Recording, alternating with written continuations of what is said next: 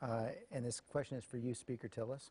As you know, yesterday the Supreme Court term began, and they decided not to take up the issue of same-sex marriage, which means the Fourth Circuit Court of Appeals decision, which just struck down the ban in Virginia, will apply here in North Carolina as well. I know you said you would fight this. On what grounds, and can you win? Well, you know, 2 years ago, 60% of the voters said that they wanted to define the institution as an institution of marriage between a man and a woman. I feel it's my responsibility, after 60% of the people voted that into law, to defend the laws of the state.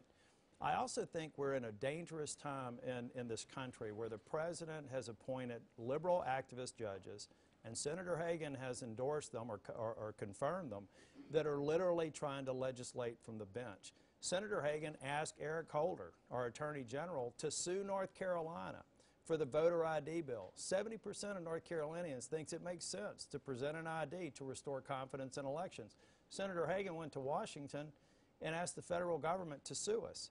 The federal government is continuing, and the judicial system is continuing to become an activist legislative branch. I think that's dangerous, and it's denying states to do the things that they want to do. What North Carolina may want to do is what North Carolinians should decide, not Senator Hagan and the courts up in Washington. But, so let me follow up on that. If the federal district court here in North Carolina follows through on the Supreme Court's decision and the Fourth Circuit Court of Appeals decision and rules the ban unconstitutional, is that the law of North Carolina?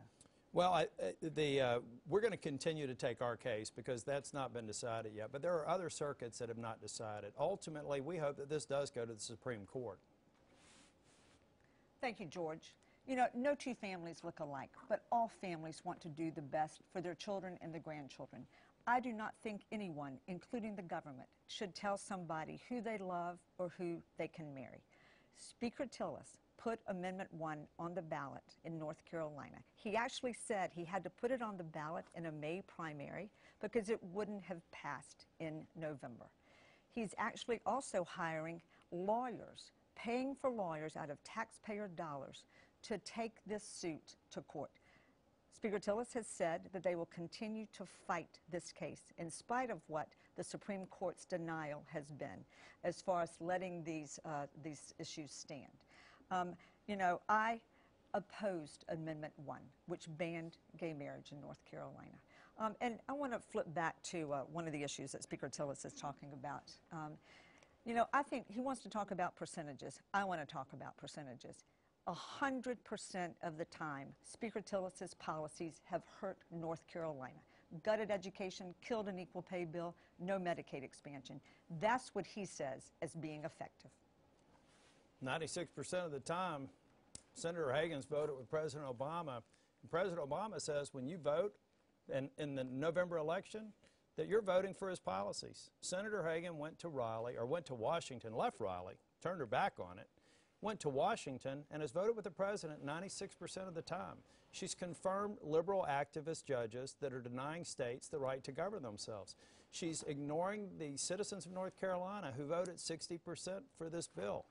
I'd like to have a senator that goes to Washington and the only independence that she's shown there is independence from North Carolinians. I'd like for her to come back home, listen to North Carolinians, and represent our interests better. 30 seconds. George, I think the people of North Carolina know that I come home every weekend, and I've held a town hall meeting in every 100 counties throughout North Carolina.